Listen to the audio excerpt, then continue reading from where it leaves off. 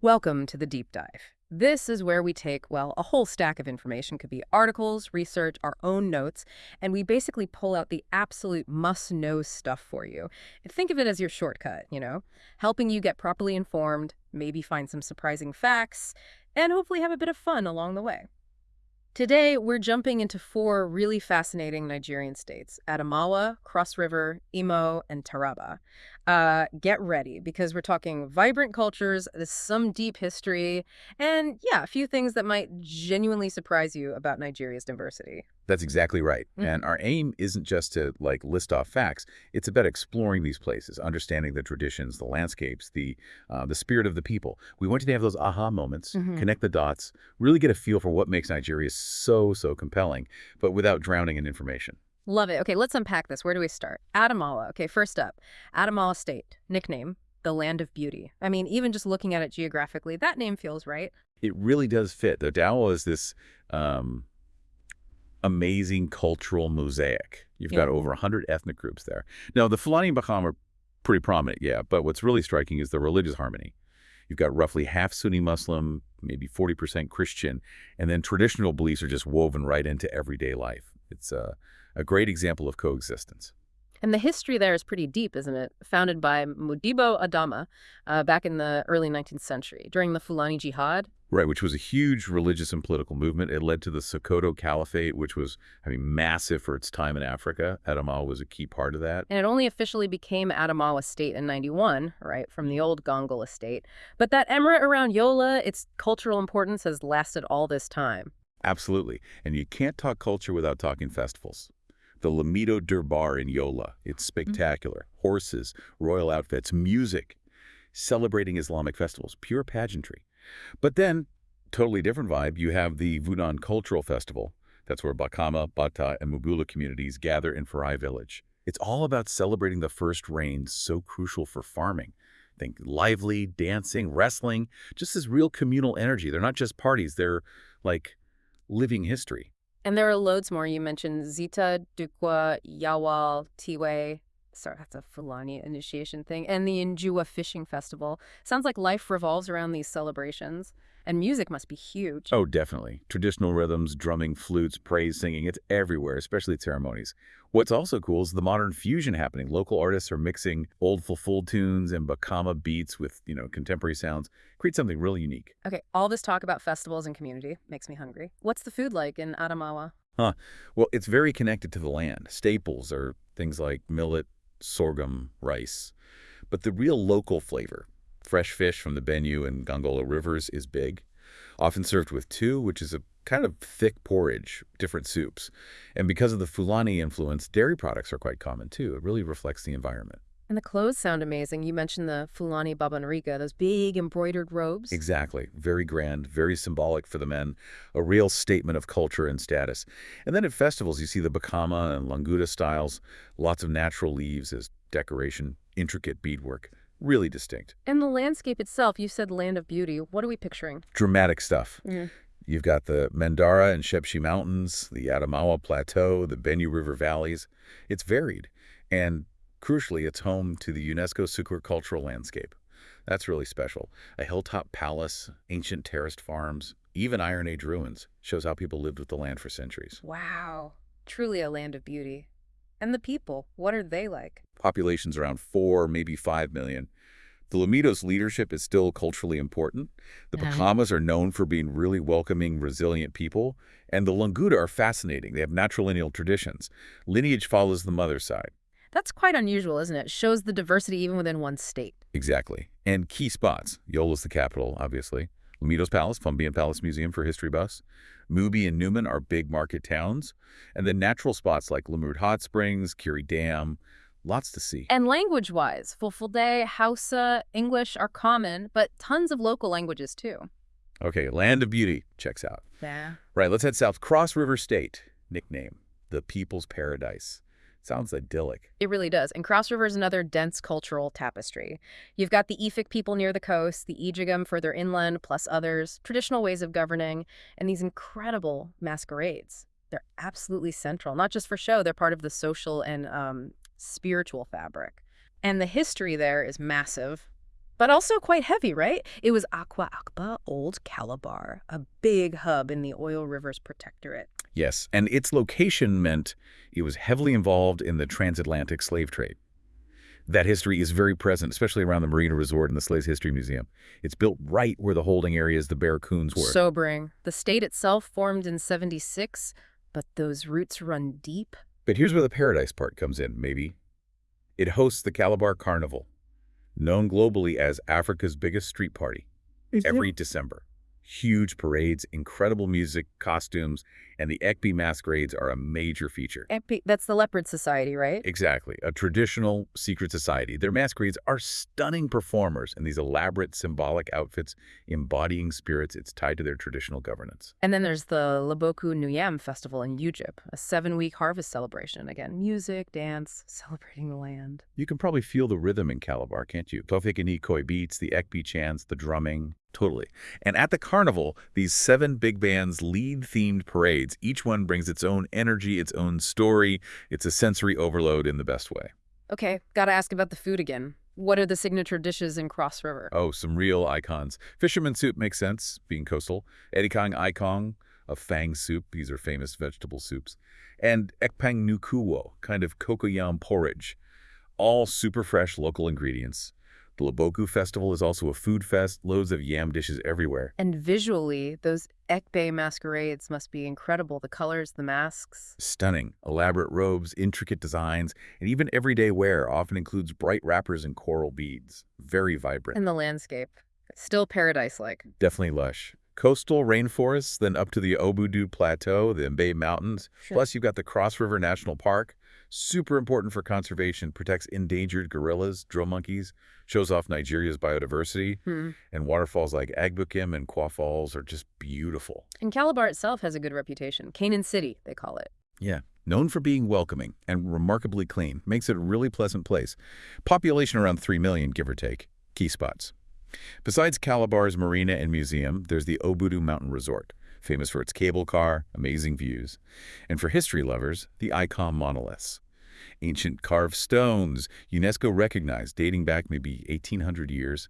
Pretty unique. Speaking of unique, languages are mainly Efik, Ijagam, Pidgin English, but you mentioned something truly wild about Ubang village. Ah, yes. This is incredible. In Ubang, men and women actually use different words for the same everyday things. Wait, what? Like completely different words for shoe or dress. How does that work? It's extraordinary, isn't it? Linguists are fascinated. It might reflect old social divisions or maybe some unique historical thing. It just shows how deeply culture shapes language. It's not just vocabulary, it's a whole different way of speaking based on gender. A living linguistic marvel, really. Part of the people's paradise. Wow.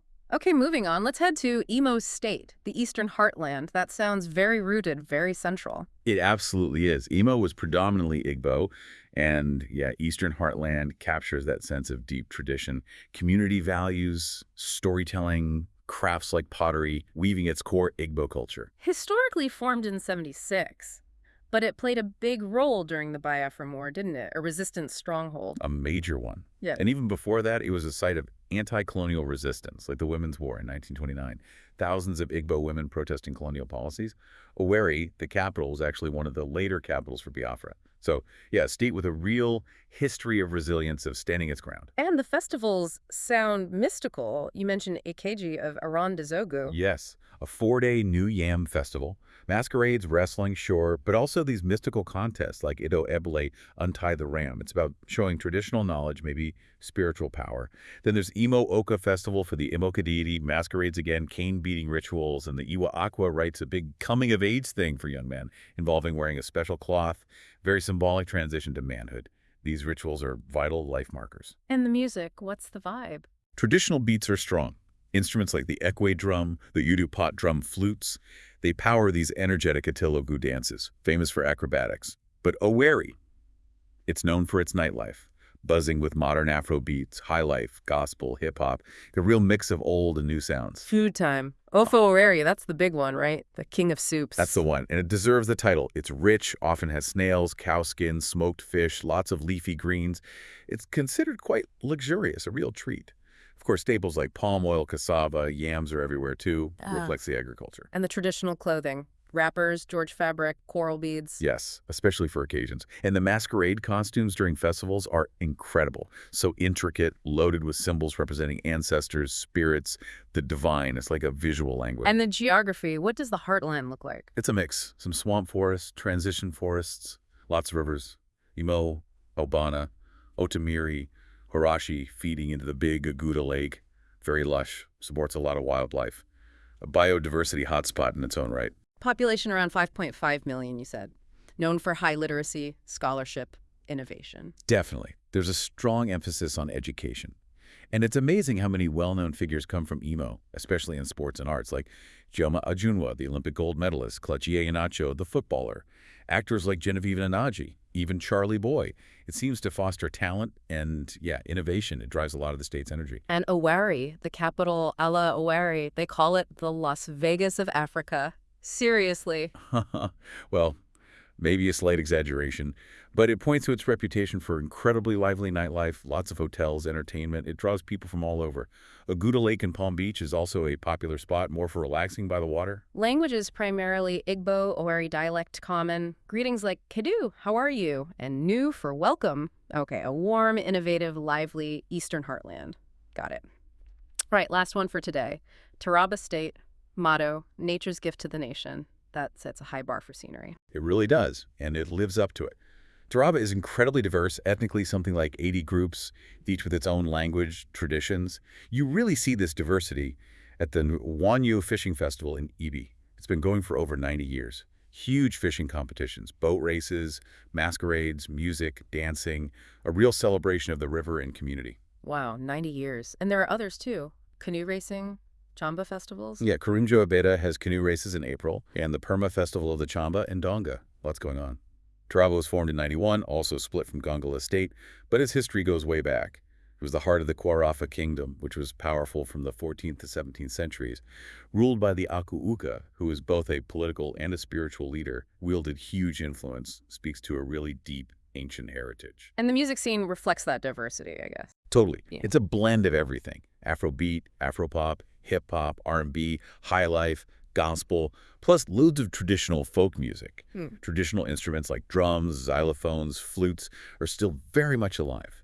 What's really interesting is how contemporary local music often weaves in slang and traditional proverbs to talk about unity, hope, important themes in such a diverse state. You mentioned some local artists. Puff G, Dre San with Zamu Tafi, Miss Comfy's Taraba's Pride. Yeah, those are popular locally. And here's a cool fact. Diaso, who's a Grammy-nominated producer, he's from Taraba, shows the talent emerging. And you also have things like the Jukunkeku dance, traditional music and dance. That's not just for fun, it's sometimes used for advocacy, like land rights issues. Food-wise, staple crops again, maize, rice, yam. Exactly. Very central to the diet. But fishing, given the name of that big festival in the Benue and Taraba rivers, fishing is absolutely key, culturally and for food. It's part of their identity. And crafts, similar to other places, wrappers, beads. Yes. Traditional wrappers. Coral beads are common. Plus, beautiful pottery, cloth weaving, and carving, often with designs unique to the different ethnic groups. Lots of artisanal skill. And the nature. Does it earn that nature's gift motto?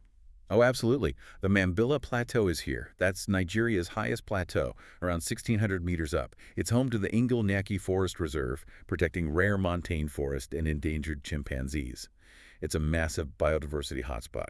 Primates, unique birds, ecologically vital. Sounds incredible. And Jalingo is the main city. Yes, Jalingo's the capital, a real multicultural hub, and prominent figures like General Theophilus Danjuma, the statesman and businessman, have strong ties here. Other key landmarks: Gashaka Gumti National Park, Nigeria's biggest, the Mambilla Plateau itself, Njolnyaki Reserve, huge potential for ecotourism, seeing wildlife. And language-wise, a real mix. Fulfule, Mamuye, Jukun, Hausa. And many, many more. It's truly multilingual, like a mini Nigeria in terms of linguistic diversity. It definitely embodies that motto. Nature's gift to the nation. Wow. Okay, what an incredible tour. Adamawa, Cross River, Imo, Taraba. The sheer variety just in those 4 states. Cultures, histories, landscapes, traditions. It's really something. Here's where it kind of sinks in. It really is something. Each state brings its own unique flavor, doesn't it? Adamawa's land of beauty with its mountains and heritage. Cross River's people's paradise, that coastal history, the carnival buzz.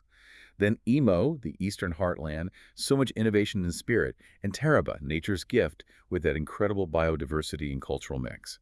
Each one adds a vital piece to Nigeria's overall picture. These specifics, these details, that's what makes learning about a place stick. Makes it real. So what does this all mean for you listening? Well, I think understanding this kind of specific regional diversity really deepens how you appreciate a whole country. You get past the simple labels, the generalizations, and see the vibrant, complex reality. It makes you realize just how much is out there to discover everywhere. And maybe it raises a question for us all. When we actually take the time to explore these specific regions, their unique stories, how does that challenge the bigger picture we might have in our heads? Does it push us to look for those nuances, those details, everywhere we look, instead of just accepting the easy narrative? Exactly. Something to think about. Well, thank you for joining us on this deep dive. We really hope you learned something new, maybe something surprising, and got a better feel for the incredible vibrancy of Nigeria.